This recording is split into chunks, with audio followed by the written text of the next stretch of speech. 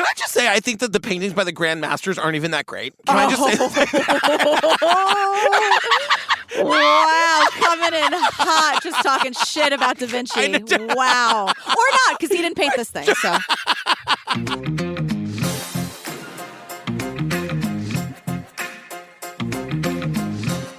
Hi, Gillian Benzavalli. Hi, Patrick Hines. Oh, fam, so much to get to before we get to the show. Number one, are you listening to Let the Women Do the Work, Gillian Benzavalli's new podcast? It still makes me nervous and shy, but I love it. I love making it, and thank you, everyone, for listening and saying nice things about it. It's so good. It comes out every Thursday in the TCO feed. Go back a couple weeks, start from the beginning if you haven't. We've got Gemma from The Keepers, Rabia, Maggie Freeling. Yeah, Lori Davis, Roberta from Lula Rich. Oh, my God, Roberta from Lula Rich, spilling the tea. I mean, the two of us were talking at not even 1.5 speed, 2.0. No, you know she loves a Chardonnay. I'm just saying it. I know she does. You know what? We'll find that out together one of these days. So also come see me on tour, fam. I'm going on the road with the TCO live show, The Disappearance of MAURA. Remember the oxygen thing? Do I remember?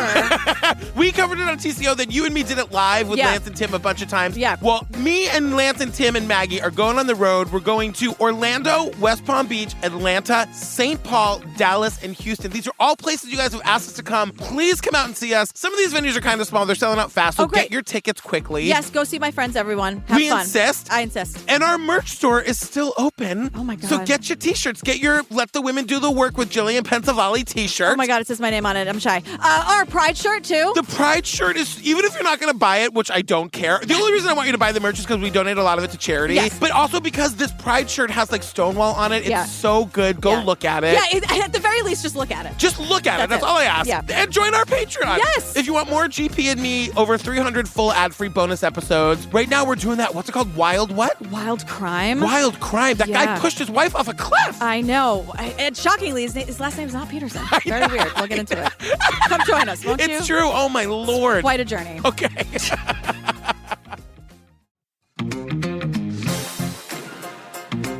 All right, girl. What are we talking about today? A bunch of dumb art snobs. It's called The Lost Leonardo. There are only about 15 Leonardos known. To say I have found a picture like this is just so far-fetched. You're just going to look like a fool. This is the most improbable story that has ever happened in the art market. It's not even a good painting. So I find this painting that's cataloged as after Leonardo. The lost Salvator Mundi, the savior of the world. For whatever reason, this picture attracts my attention, and we decided to buy it. The painting was very damaged, and I removed some retouching. My hands are shaking. No one could have painted this except Leonardo. The joke was that was a contemporary painting because 90% of it was painted during the restoration. Something's fishy here. But that's ridiculous. We have extensive technical analysis of the picture, infrared, new X-radiography. It's been authenticated. Wow. Oh, God. 240 million. 300 million. 400 million. So, this is the most expensive painting ever sold in the history of the art world. Where the hell is that painting? Nobody knows where it is. I gotta say, this movie. What? Lay it on me. What? You say Laundry. Laundry. And guess what? It's the Lost Leonardo. It's the Lost Leonardo. At one point, Christie's auction does like a promo video for this piece of work featuring Leonardo DiCaprio. Get it? A little on they the share nose. a name. Totally. We'll get into that. That video is insane. This whole thing is so stupid. These people. This whole thing is so stupid. But we meet this guy, Alexander Parrish. Sure. He explains to us what a sleeper is. A sleeper is a painting that's being offered almost entirely at auction, which is clearly by a much better artist than the auction house has recognized. It's a painting at auction that the auction house doesn't know is a valuable fancy painting. Right. And so he is a sleeper hunter, and he's someone who looks for these He paintings. sounds to me like he made up his own job, and it sounds like a pretty cool job. Yeah, because we meet other guys whose like their lower third is sleeper hunter. Yeah. So it might be one of those things where they're like, you guys want to just be known as a sleeper hunters? That sounds cool, right? I just hope that they like make enough money. You know what I mean? Like, how often is there like a Michelangelo just at Sotheby's that Sotheby's doesn't know? Pretty often, it seems. these days that you can make a fuck ton of money selling art or fake art or real art or negotiating art or whatever. God damn.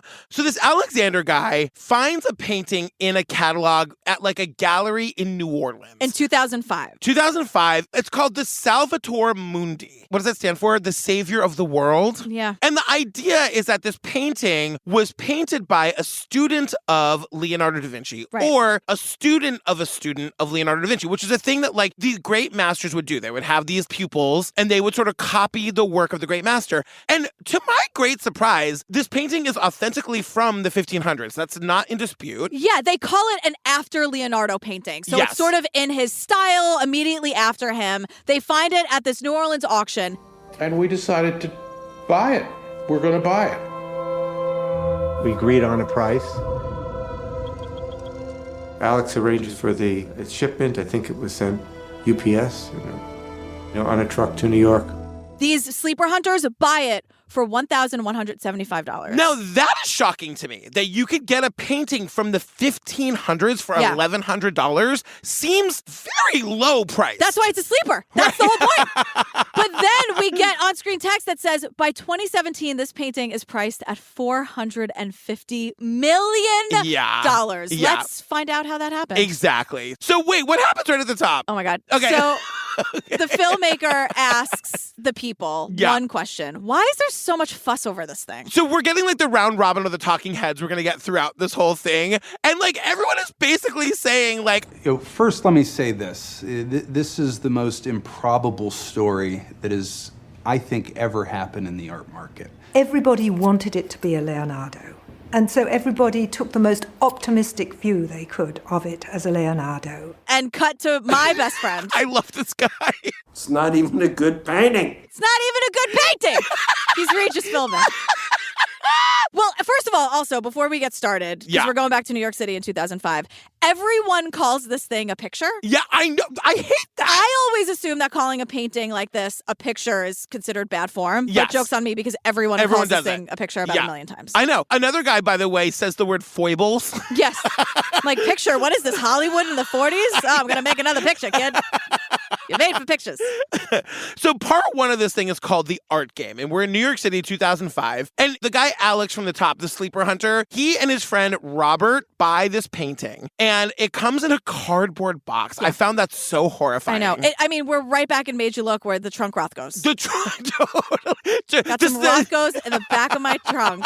The back of my car in an alley. A trunk Rothko, a UPS Da Vinci. It's all the same. They're all cousins. Cardboard box Da Vinci. Like, please tell me you put bubble wrap in it. I know. Something. I know. But they say when they open this thing, there's clearly a great deal of overpaint, restoration on the face of Christ.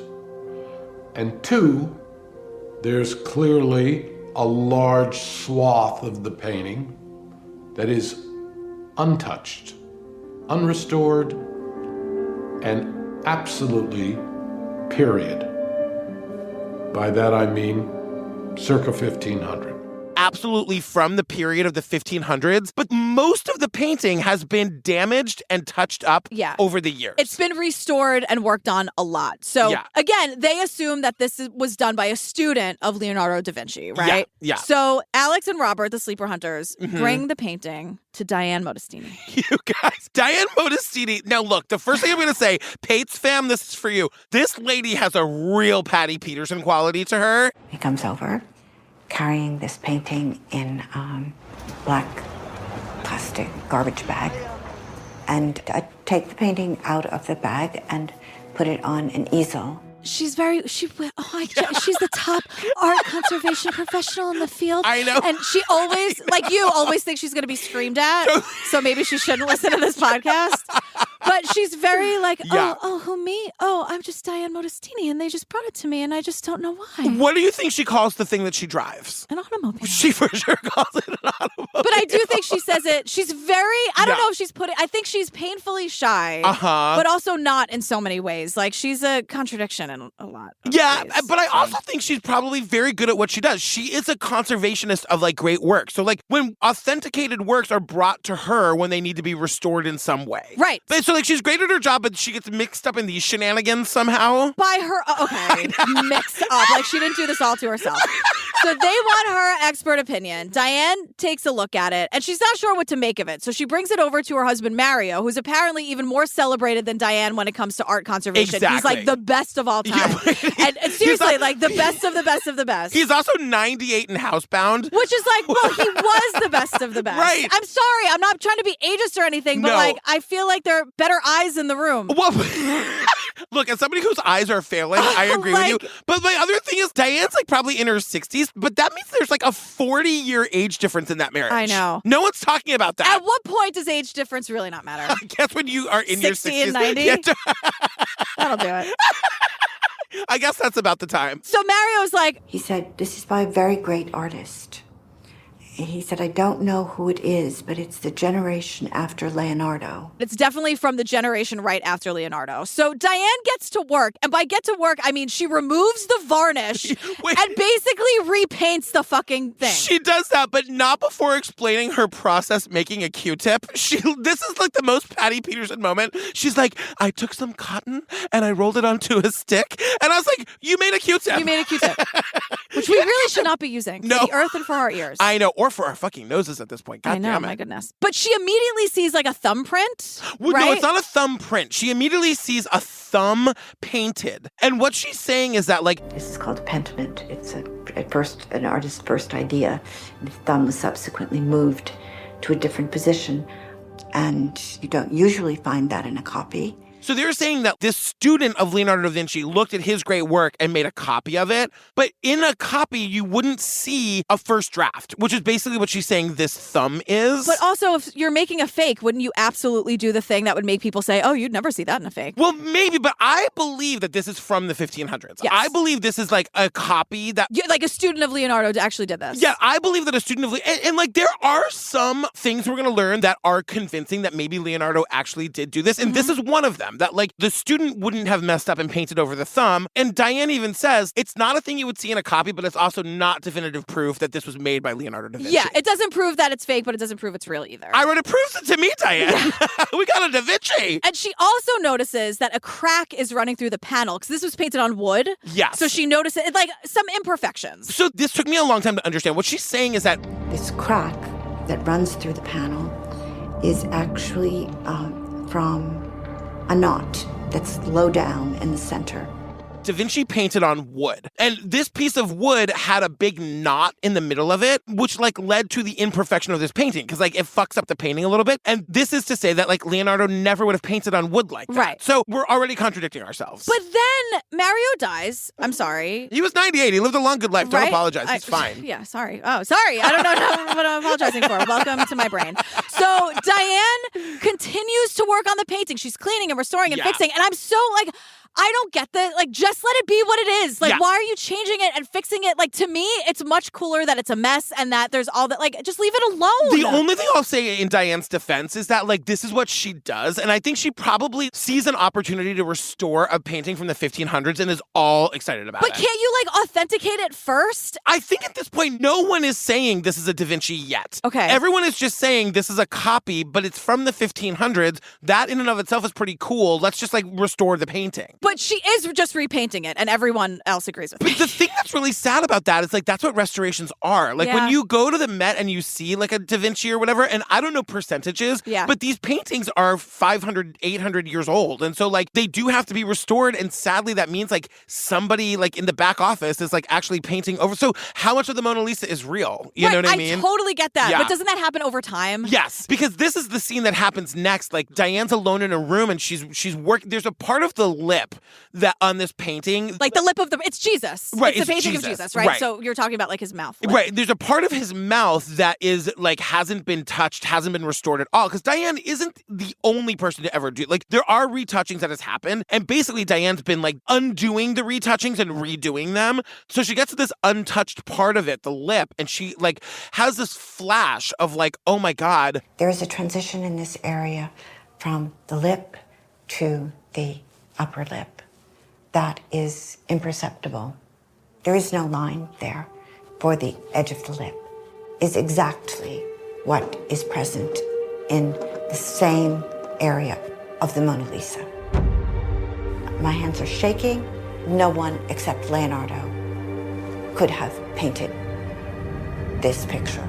Somehow this says to her, only Leonardo could have done that. And so she gets up and like calls Alex and Rob, the people who brought the painting to her, and she's like, this is a Leonardo. Right. And so there are only 15 Leonardos known, and now there's this new one. It's far-fetched, but it's like a major deal. And the guys are saying, like Alex and Rob, who found the painting for $1,100, are like, this is very exciting news, but in our field, you gotta be real fucking careful with this shit, because they're like... To say I have found a picture like this is in our circles akin to saying, you know, I had a spaceship on my lawn last night and I saw some unicorns. It's just so far-fetched.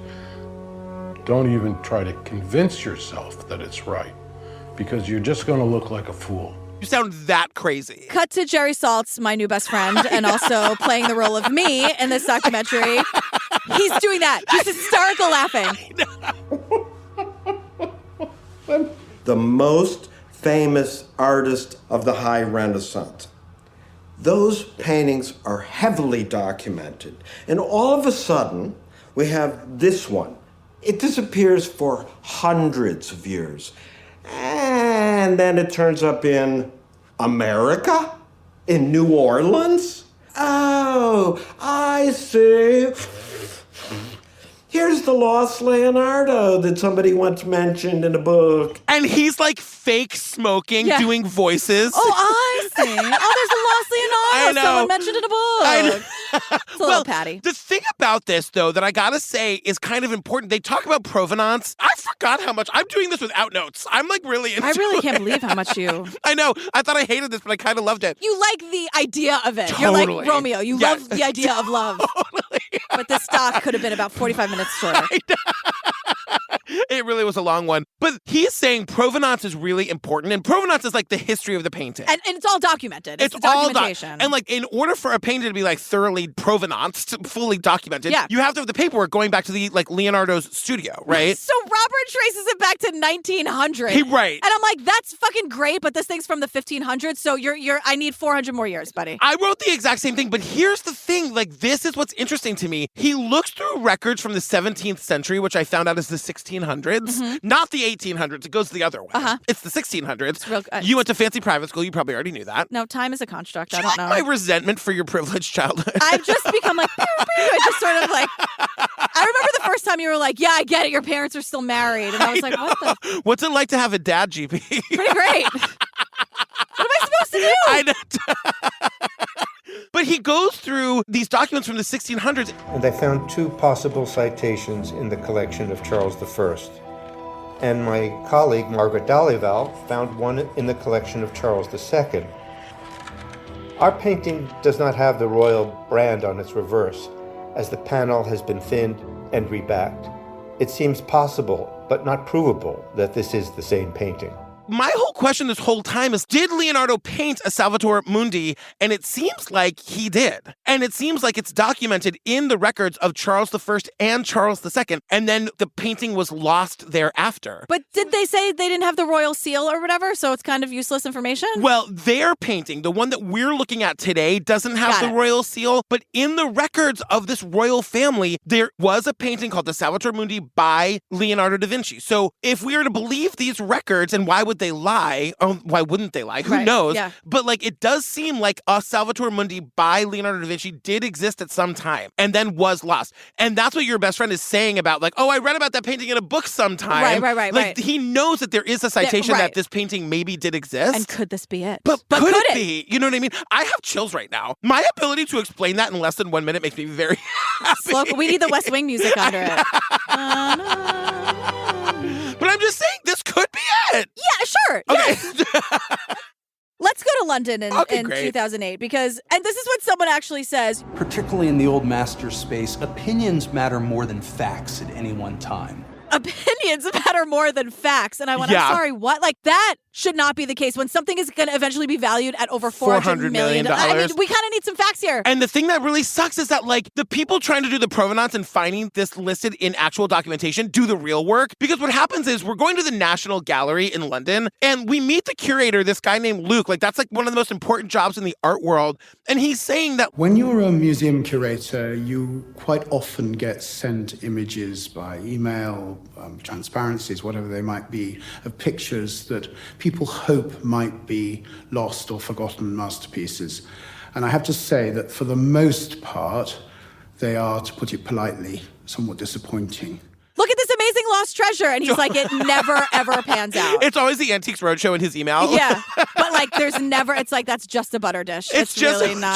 Totally, I'm sorry. I could lose a weekend to the Antiques Roadshow. Oh my That's God. how gay I am. You're so gay. I'm so gay. Which is great. He's saying that I get these images all the time and it's always nothing, but this one felt different. It felt powerful and it felt like I should see it in person. I know. You don't believe it. But you guys should see your he's face. so blown away by Why like can't you believe in anything? I can, but like a JPEG, like a fucking email image on it. Like, honestly. I know. Honestly. I This know. is a little like, he's like, I just need to see it in person, but like, oh my God, that compressed email, poor quality photo really bowled me over. Well, like, come on. the one thing that also, like... I believe in everything. How dare you? Bigfoot? Kind of. Okay, great. I wouldn't be totally shocked if she came out of the woods and was like, hey girl, I know. I've been here the whole Hey. time. I wouldn't be shocked. The thing that, like, I hate to say, this guy Luke, the curator, even Diane, even though they're not necessarily legally tied to this painting if it's authenticated, they all stand to gain if it's authenticated. Of course. And so, like... We're back to Made You Look. I'm having deja vu. I know, but for me, the most concrete evidence so far is the fact that there are documents from the royal family in the 1600s saying they owned a painting by Da Vinci called the whatever it's called. Yeah. So all of the best Leonardo scholars from all over the world come to the gallery and look at this painting and sort of see what they think. What they say is, yes, there's a lot of ego, but like everyone wants to be the one to make the discovery. Yeah. But the thing is, like, the people, there's this woman, Maria, and we can't really play anything because she speaks Italian. And she worked in museums in Milan, and she like heads to London to check the painting out. And everyone is hedging. Everyone's like, yeah, I don't know, it could be, but it's kind of also a mess. And like, everyone's there to give their opinions, but no one gives an opinion. And what is so frustrating about that is also nobody directly asks, right? Because everybody wants it to be a fucking Leonardo. But also, everyone's waiting to see what every other expert's going to say. And it's like, what a fucking waste of time. But also, what we learn is that Robert and Alex, the guys who bought this thing, the sleeper hunters, are going to then say that all of these scholars in the room authenticated it because none of them discredited it. Right. And this is the problem with the art market. It is so unregulated that like anybody can say, well, they didn't say it wasn't, so we're going to say that they said that it did, and suddenly we're selling this painting for $400 million. But then a week after this meeting at the National Gallery, the fucking National Gallery announces that they are displaying the long-lost Leonardo. For a museum of that esteem to say, come see the long-lost Leonardo, is essentially saying this is a Leonardo. Yeah, and like, okay, there's that thing from the royal family, and they have it up to the 1900s, but there really is no provenance here. Right. There's none. there's none at all. None that would be considered a full documentation. And my thing, I'm not saying this painting is the Salvator Mundi. I'm just saying that it looks to me like a painting called Salvator Mundi by Leonardo da Vinci did exist at some time. Right. And we don't know where it is now. Yes. Unless this is it, which it probably isn't. Right. Diane just doesn't want the painting's feelings to get hurt. Everyone's talking about it, and sometimes they're saying not so nice things about the painting. Well, especially this guy, Frank Zoolander, who I just started calling Zoolander. I'm like, he's a new expert that's here. And I'm like, something tells me he's not going to have good news for us. And he's saying, like, because at this point, all of the experts are like, I don't know, but it probably is a real Da Vinci. And he's like, look, I saw the painting in London. I thought it was interesting, but he's the first one to like break it down to its elements. He's like, there's something very strange. For example, the curls are sort of very schematic, and the blessing hand. The flesh tones, I mean, looks like a pupil to me. It didn't look like the painting of the master. And like when they start showing it again with the guy saying this isn't a Da Vinci, you start to see it from the eyes of like, no, that doesn't look like a fucking Da Vinci. Right. And he also says like, it's almost impossible to tell because it's been restored so much. And Diane, who did the restoring, painted it in the style of Da Vinci. Exactly. So this guy says in some ways, it's like it's a masterpiece by Diane Modestini, to which, and then she, in her best Patty Peterson, oh, well, that is an amazing compliment, but oh no. know. I know. I'm no Leonardo. Well, good news. We've got more people saying it probably isn't a Leonardo, and here's why. And I think I knew this about Leonardo da Vinci. Like, Da Vinci was like an inventor. He was also obsessed with human anatomy. So this one guy, Jacques Franck, was saying, what struck me first was the hand, because the lifted fingers were absolutely wrong, because notably this one, because it seems to rotate over itself, which of course is impossible. He studied human anatomy extensively, imagining that such a work led him to paint wrong hands can't be thought about. It's unthinkable. These hands are doing things that human hands couldn't do. Da Vinci never would have painted that. Yeah. And the guy, Frank, who says, like, this is a really great painting by Diane. Yeah. He's like, I got to tell you, in 50 years, people are going to look back and say, how could these idiots could have fallen for this? And he says the word idiots. Yes, because he's saying that authentication takes like 30 years. Yes. We don't do it in 1 year. And like, he's speaking from the art side. He's not speaking from the business side. Of course. And these people didn't even authenticate it. They just didn't not. Exactly. Like, they read their body language. Yep. Everyone was sort of open to the idea that it could be. That's not authentication. Am I crazy? No, you're exactly right, because people are saying, like, of course the curator from the National Gallery is going to say it's a Leonardo, because that means membership goes up. People come to see it, you know? On the artistic side, they're like, we got to slow down. Like, this is going to live forever as a Leonardo. We got to do this the right way. And on the business side, they're like, no, let's just call it a Leonardo. We all make money. Exactly. I think there are some people who are so rich, they just see it as like a victimless crime. Like, exactly. Who cares? Like, there's a line around the block. These dumb idiots think they saw a real Da Vinci. Yep. All right. Meanwhile, I would have been in that line so fast. I know you would have. I would have been around the corner waiting for you.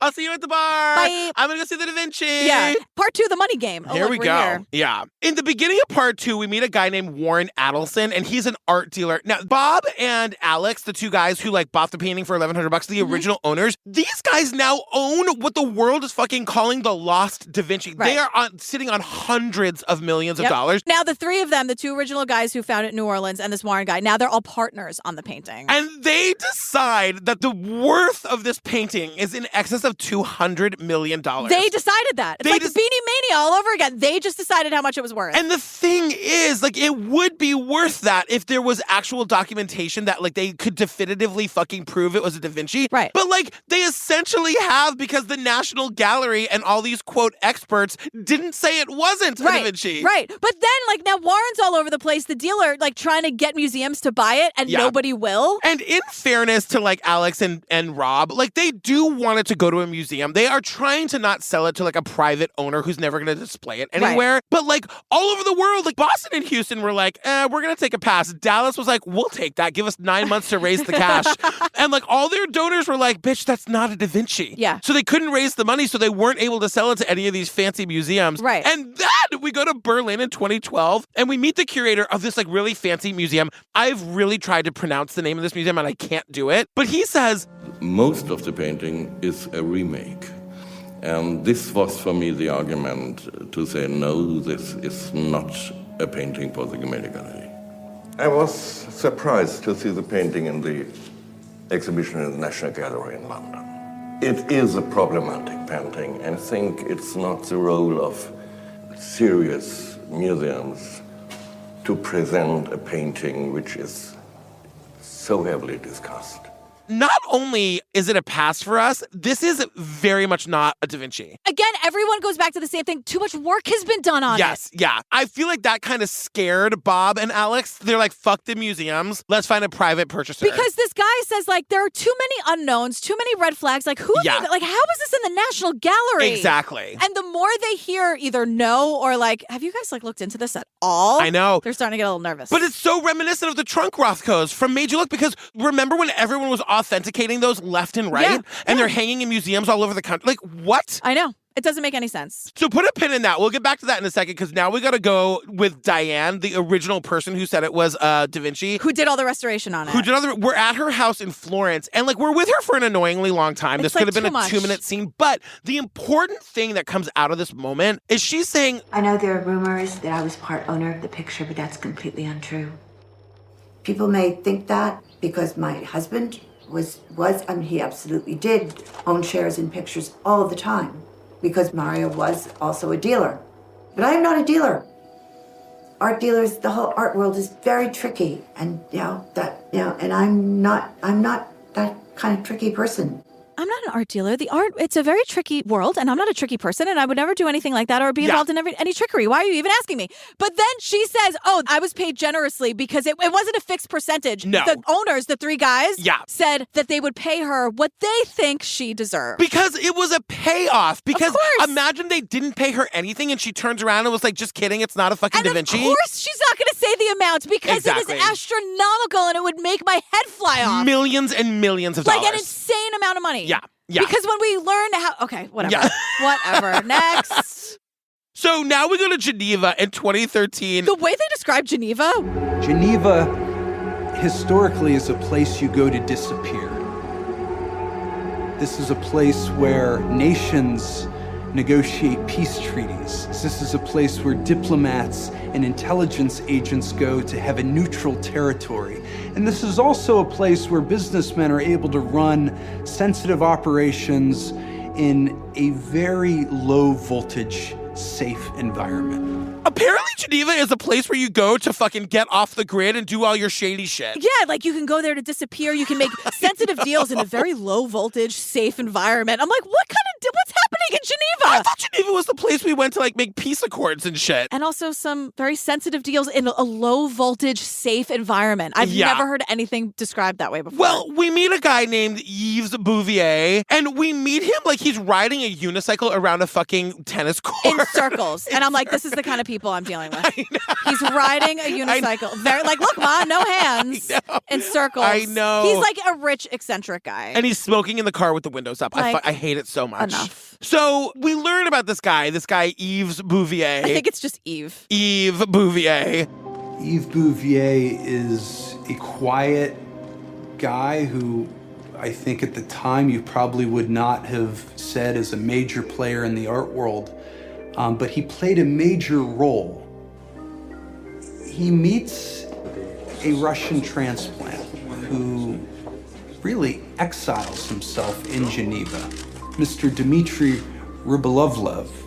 This Russian oligarch had like exiled himself in Geneva because that's where you go to do all your shady shit, I guess. right? And so this oligarch wants to buy the Salvator Mundi. Right. And so he goes to Yves. He's like, you're the guy. You can get it for me. Yves tries to talk him out of it. According to Yves, he says the price is too high. Also, only a small part of it is real. But the oligarch is like, fuck it, I want it. And he's like, fine. Like, I'll reach out to Sotheby's, see if they can track down the painting. Well, I'll try to get it for you. So Dmitry, the Russian guy, he wants to buy it for $125 million. That's what he's going to do. And not a penny more. And not a penny more. And so they all meet up in Paris to start negotiations because I guess fuck Geneva. Yeah. And so Yves invites his friend, which this means nothing. Yeah. But he invites his friend who's like this world famous poker player to help make the business deal, $125 million business deal. He says, because a poker player knows how to read the opponent. And I'm like, it's not the worst idea I've ever heard. It really isn't a bad idea. If we're dealing with like maybe fake art and everyone's bullshitting the bullshitter anyway, absolutely get the poker player. But they're trying to sell the painting for like $125 million. Yves is able to get them down to $83 million. So they get the deal, right? Right. Now, just to be fair, just something to note, Dmitry, the Russian guy, is not here in this room. And he doesn't know any of this. So because Yves knows that Dmitry is willing to pay $125 million for this, he gets the painting for $83 million, turns around and he's like, girl, I got it for you for $127 million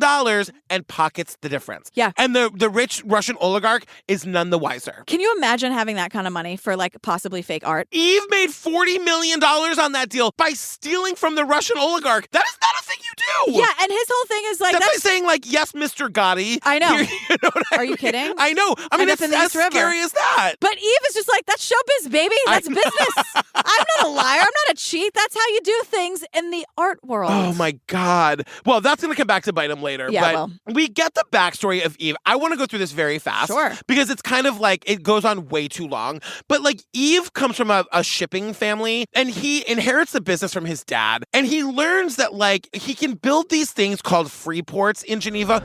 Yves Bouvier realized that there was increasing demand for places to store high-value goods.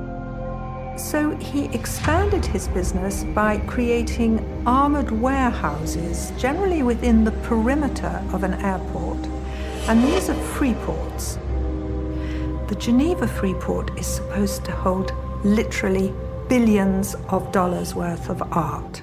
The the Freeport system, they describe it as a tax-free haven. So it's where very, very, very, very rich people can keep their very, very, very valuable things. And it's secret from the tax authorities. So things can be bought and sold through these free ports and no taxes will be applied because technically the objects are still in transit. Because they're near airports, you guys. It's so fucking shady. And like these facilities are gigantic. They're like massive, massive warehouses. Yes. And they are filled with billions of dollars worth of art. Now, think about that for a second, because what's happening is, like, there's this guy from Bank of America who's involved in this documentary. These, like, huge corporations are buying art and using it as currency. It's currency! What's so sad about that is that these fucking masterworks are sitting in a fucking warehouse in Geneva being used to, like, fucking buy drugs and buy apartments. And, like, they're being used as currency for shady shit, and they're not on the walls of museums where, like, the regular people can go and see them. It's not for the love of the art. No. It like very rarely is and these that's days. so sad. Yeah. So we get back to this Leonardo in air quotes. And we learn that when it was purchased by that oligarch, it went right into the Freeport system. It's being used as currency just like the rest of them. Nobody's seen it. Nobody knows where it is. And then in 2014, this Russian oligarch finds out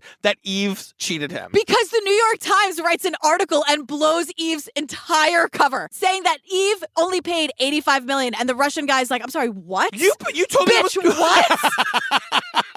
Like, this must have been the most terrifying moment of his life. Even to this day, he was like, I did nothing wrong. Again, that's showbiz, kid. What do you want from me? I mean, it's so fucking scary. And the Russian oligarch calls him because the oligarch is like, well, fuck. Now he can't even enjoy his billions of dollars worth of art, literally. I know. Every time he looks at it, he just sees, like, having been cheated. Flames on the side of his face. But there's nothing. He tries to take Yves down. He can't really do it. So he says to Yves, you know what, bitch? I want you to sell the art that you bought for me, and I want you to sell it at the price I bought it for by next week. Yeah. And if you can't, you're going to have problems. And Yves is like, oh, yeah, no, that was a threat. That was absolutely a threat. But the bottom line here is that Yves has to sell all of these paintings for whatever he can get for them so the oligarch doesn't kill him. And so he goes into the auctions, you know, like Sotheby's and Christie's or whatever. Yeah. Nothing was wrong with his art except for the Da Vinci. All of the other pieces in his collection were fantastic pieces. This was the one black swan in his collection that had questions around it, but there is a massive billion-dollar collection behind it that could be potential future business for the auction house. So Christie's had to keep their client happy.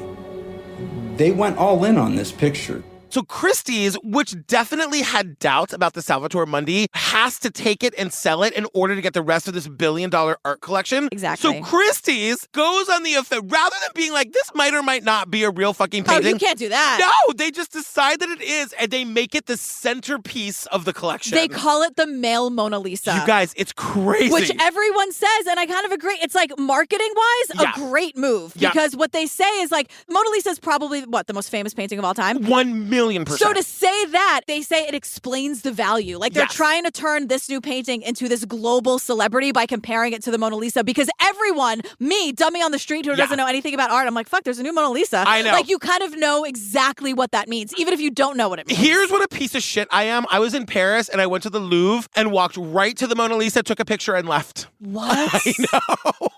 That's all you did? I know. In my defense, I did spend a full day at the Musée d'Orsay. Are you allowed? I thought you weren't really allowed to take pictures because it like absolutely are. No. I think they must maybe have like some kind of no protection flash on or it. whatever, Yeah. but like, yeah, you could totally take pictures. But also, more trashy than that is Christie's now is on a full-fledged marketing campaign. For this fucking painting. So they make this commercial that is maybe the most fucking pretentious, ridiculous thing I've ever seen in my life. But it's also genius. Their primary marketing video was brilliant in a way because it never actually showed the object. What they show instead is a series of people going up to the object and having an emotional reaction to it. They even had Leonardo DiCaprio. They just show people's reactions to seeing it. Like having and they're in a dark room and they're just like standing, and Leonardo DiCaprio is one of the people having a visceral reaction. But I'm sorry, people are sobbing. They're sobbing. Give me a break. It would be me 100%. Give me a break. But of course it goes viral because people like you eat this shit up and they're like, and like that's Leonardo DiCaprio endorsing this painting. Of course. Just because you share a name with the guy who maybe painted it. And they send this painting on a national national tour. So it's going all, like, Christie's spared no expense to say, like, this is the lost Leonardo da Vinci. And it's also, like, on CBS this morning. Yes, Gayle King is real impressed. And they asked the guy. Any serious questions about its authenticity? None, really. It was, as I said, almost completely overpainted, but once that was removed after its rediscovery, the quality of it became very evident, and really there hasn't been any real question. Of course there's a conversation about its they are just totally ignoring every red flag or any, like, truth about this thing. They have a That's Just Not True off on the morning show with fucking Gayle King. The morning show with Reese and Jen. Oprah's got a fucking Da Vinci in her house. Gail's seen it many times. She's got two at She's least. got two Da Vincis. But this thing becomes like a pop cultural phenomenon, right? Before it's even, like, unveiled. Exactly. It's exactly what they wanted. So it's the day of the auction, y'all, and the place is packed. They had to add chairs. They're like at Christie's auctioning this thing off, and it becomes a duel, right? Yeah. So they're waiting to see if it hits $180 million, because that's the record. That would be the most anyone ever paid for a painting. And bidding starts at $125 million, right? And it takes seconds for it to hit $180 million. And everyone's like, oh my God, it's happening. And the price it's not like 180, 185. I mean, the numbers are jumping, and like also this auctioneer is milking it for all it's worth. Of course. He's really making a meal out of it. He's making a meal. 320 million, we're still not done. At 330 million now. At 332 million. We learn that in the weeks leading up to this auction, Christie's hears from a new bidder that they've never heard of before. Yes. And they're like, is this person real? They don't know what's going on. So in order to let this guy in the room to even bid on it, in the room meaning someone on the phone. Right. He's anonymous, yeah. They needed to make sure he was a real bidder. So they told him and his team, listen, if you want to be a bidder in this auction, you're going to have to transfer 10% of what is the maximum amount you would be willing to pay. The next morning, the accounting department came over and said, you won't believe this, but that guy just transferred $100 million into our account overnight. Christie's gets a $100 million in their account. And they're like, give this guy everything he wants. What is that 10% of? Like $1 billion or whatever? Yeah. Jesus. It's insane. It's insane. Yeah, but I mean, obviously, it's like the head of his country. You know what I mean? It's well, like, that's what they're saying. The number is going up to 332, 350, 400 million. One of our journalists is saying, like, this can't be a person. So one of these guys has to be like a country. Exactly. It's insane. Who has $400 million? And it's two people. It becomes a duel. It's going back and forth and back and forth and back and forth. Finally, it gets to $400 million. Salvatore Mundi selling here at Christie's. $400 million is the bid, and the piece is sold. Boom. Plus $50 million on commission, so the total is $450. And so I was like, that's cool, but could we also cure AIDS? You know, with $450 million, we could cure AIDS. Because I know that shit's real, and I know that science is real, and we got to figure that shit out. Yeah. And we have two countries, like, swinging their dicks around to buy this probably fake painting. $450 million. And also, what's dangerous about that is that number has now set a precedent. Like, the art world is it's such bullshit and so unregulated, it's only getting worse. It's only getting worse, but then your friend Jerry Saltz literally has like a picture of the Mona Lisa and a picture of the, what's it called? Salvatore Mundi. And he goes, I've been looking at art for 40 years, and this is a made-up piece of junk. Mona Lisa. Real. And then he points at the Salvatore Mundi and goes, in drag. In drag. And he uses the word flim-flamming, which... I know. A+. I know. Chef's kiss, Jerry. He's mad even to this day. Right, but people, like, we just get 10, 15, 20, 45 minutes of how, like, everyone goes along with the lie because it's fun. It's just fun. Money, power, influence, it's great. He's saying, like, no one wants to get kicked out of the club. Like, if you're the guy that's like, I don't know about this. Yeah. Suddenly you're the idiot who can't spot a fucking Da Vinci to save your life. But, like, Diane's like, everyone's just talking shit about me for media attention. I'm like, Diane, can you just admit, like, just a little bit of an admission that, like, okay, so it maybe didn't go through, like, a real authentication process. Right. Like, she's not giving up anything. It's very, true. like, no, everything was on the up and up. Diane, it wasn't. I know. What's the lady from Made You Look? Anne something. Anne, it's the same thing. It's very much, because of course she's got to double down now. It's like, Diane, you're the first person who said it was real. Yeah. And then a bunch of egos in a room were just like seeing what the other person was. That wasn't, you should know more than anyone, Diane, how to authenticate this. Give me a break. Just be a little honest with me. So we get to part 3, the global God, this goes on forever. We'll be quick about this, but we meet this guy, Doug Patterson, who's just like, someone spends $450 million in a painting and thinks they're going to be anonymous. I don't fucking think so. Well, he's also from the CIA. So exactly. Yeah. Right. He's like, I want to know who, what, where, when, why. Who has $450 million? And the New York Times gets the scoop. It's fucking Mohammed bin Salman, the crown prince of Saudi Arabia. They call him MBS. We don't have to. We talked for 15 minutes about what a piece of shit this guy is. Yeah. We're not going to deal with all of that today because it's not in the documentary, but we all know he sucks. But this guy, Mohammed bin Salman, he was like at the time the newly crowned prince of Saudi Arabia. What was so extraordinary about this purchase is that Prince Mohammed bin Salman had made this splurge at the same time that he was cracking down on the Saudi elite, including many of his own royal cousins. He had imprisoned many of them in the Ritz-Carlton. He imprisoned them until they gave back all the money they stole from the government. He imprisoned them in the Four Seasons. He put them in jail in the Four Seasons. You can't write this shit. And also, $450 million is not the most he's spent because that was on a probably fake painting. Yeah. $500 million on a yacht. I know. $300 million on a French chateau. But let's crack down. But the other thing too is that $500 million yacht doesn't even look that nice. The pool looked kind of small. I was if you're asking say me. $500 million. I know. Yacht. Yacht. I know. Can science have some of that? Can we cure AIDS? Can you please? whatever you would tip I know. on the $500 million yacht? Can you give some of it to science? I know. Thanks. I know. He never admits that he has the painting, but we also still don't know where it is. But the tip to the New York Times is that the painting lives on that shitty yacht. Yeah. And they're that saying shitty $500 million yacht, chump change. But they're saying the yacht is sailing to France, maybe to hang the painting in the Louvre. Right. And the thing to know about this. This is the 500th anniversary of Leonardo's death. This is the big show. There is huge expectation that if it does turn up, the curator, Vincent de Louvain, will have a chance to nail the attribution. And so the Louvre obviously is doing this big celebration, and it would be a win for everybody. For Mohammed bin Salman to give them the painting to hang in the Louvre would be a big fucking deal, but it would also be a big deal for him because it would be the Louvre authenticating this painting as a real Da Vinci. Right. Which would put Saudi Arabia on the cultural map. Sure. The number of people who go to Paris just to see the Mona Lisa, You're myself one of them. included, though the same number of people would then be going to Saudi Arabia to see this painting wherever they decide to hang it. Right, because it's not going to live in the Louvre forever. That's exactly. the point. Right. Live in the Louvre forever. That was fun to say. That felt nice. Live in the Louvre. So we get 20 minutes about is it or isn't it going to make it to the Louvre? And we see the curator of the Louvre desperately wants this painting. He wants to authenticate it. Is it going to be there? Is it not? But also people saying you cannot display this. It would ruin you, Louvre. Yes, the French journalists. If it were to be presented as a true Leonardo, he would make the institution ridiculous. So I wrote to the President of the French Republic, Monsieur le Président, je puis affirmer d'ores et déjà. It would bring national shame on our country to authenticate this by hanging it in the fucking Louvre. Just give Diane Modestini her own gallery in the Louvre. It's the same exact thing.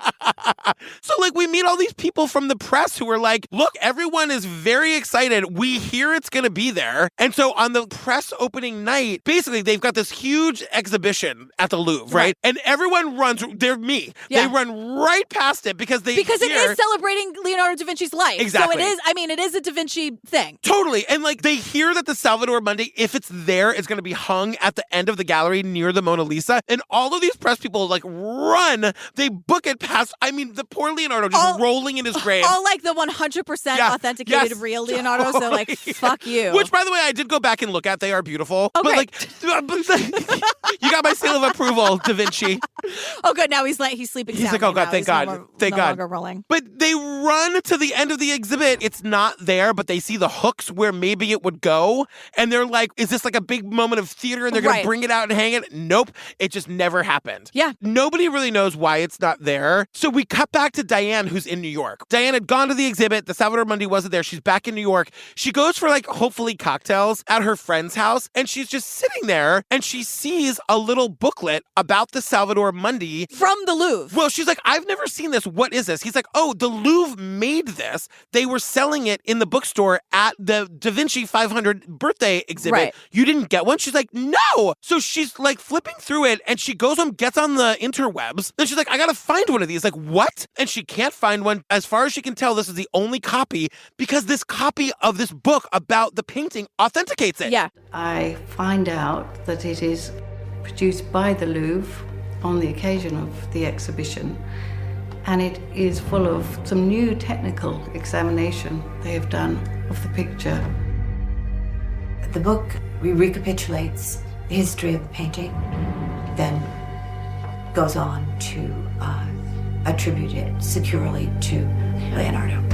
It's made by the Louvre saying, we've done our own independent research on this thing. This 100% is a real Leonardo da Vinci. And what we learn is that this was a fucking deal that was made with Saudi Arabia. Yeah. The Louvre is saying to Saudi Arabia, you let us display the painting and we'll publish this booklet saying that, yes, this is 100% a Leonardo da Vinci. And when the painting never made it, the book was never released. But I guess if you were there for that one day. Because it was not public. And when the journalist called to be like, can you confirm like what this is? So this is like a really important moment. This investigative journalist gets the copy of the book and calls the Louvre. They're like, who is this? I said too much. They won't acknowledge it. And they're like, in fact, you know what? It doesn't exist. It doesn't exist. It never happened. Everyone should just shut up about it. And we learned that. So why did MBS pull the work at the last minute? What he wanted to do was elevate the Salvator Mundi to the level of the Mona Lisa by placing it not amongst the lesser Da Vinci's, where the work would be subjected to every academic who wanted to make a name for themselves by opining on the work. He wanted it opposite the Mona Lisa as a civilizational masterpiece. Saudi Arabia was like, you can have it, but you gotta hang it next to the Mona Lisa. The Louvre was like, we're not fucking doing that because we're not fucking doing that.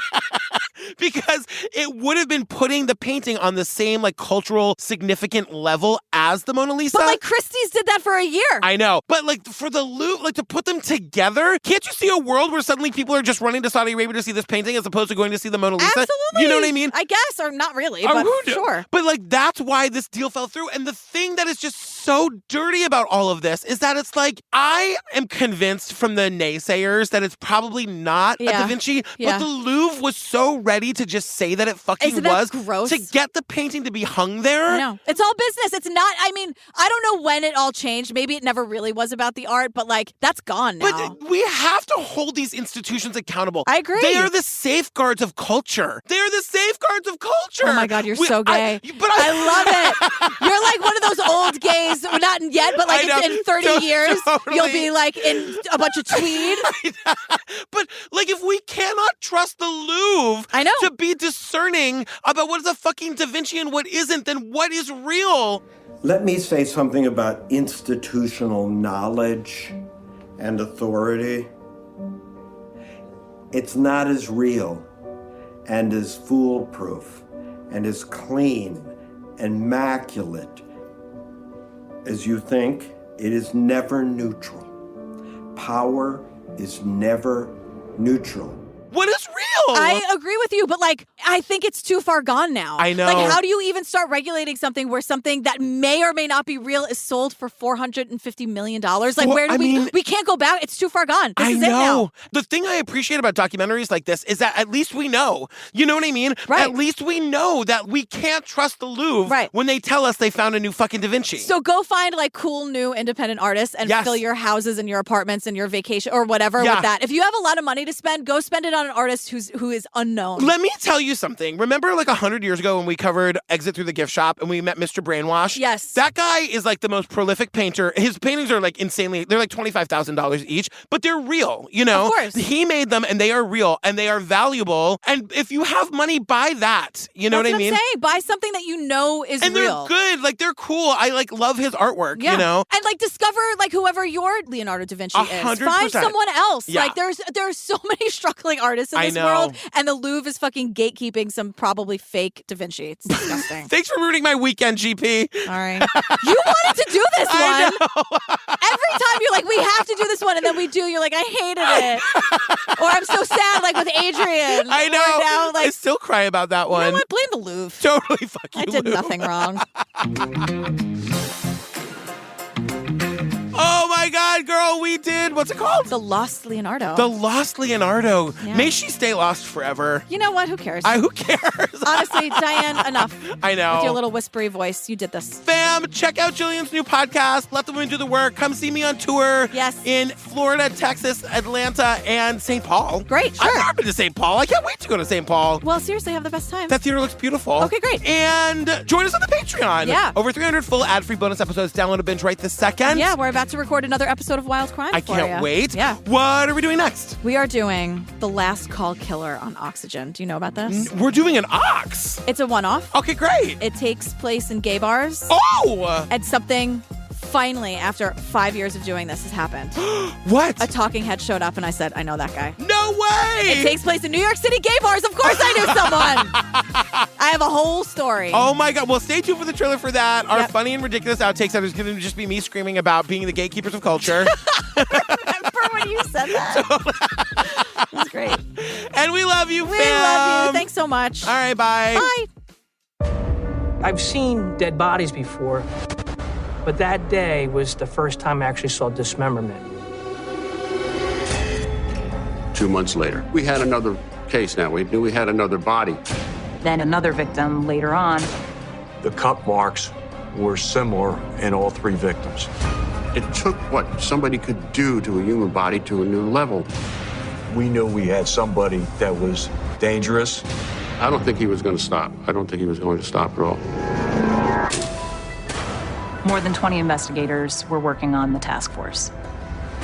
On a forensic end, we were searching to find out where the bags had come from. We had to trace the evidence. The detectives had me do a composite of the man that was sitting next to Michael that night. They have a match. We had to find this guy.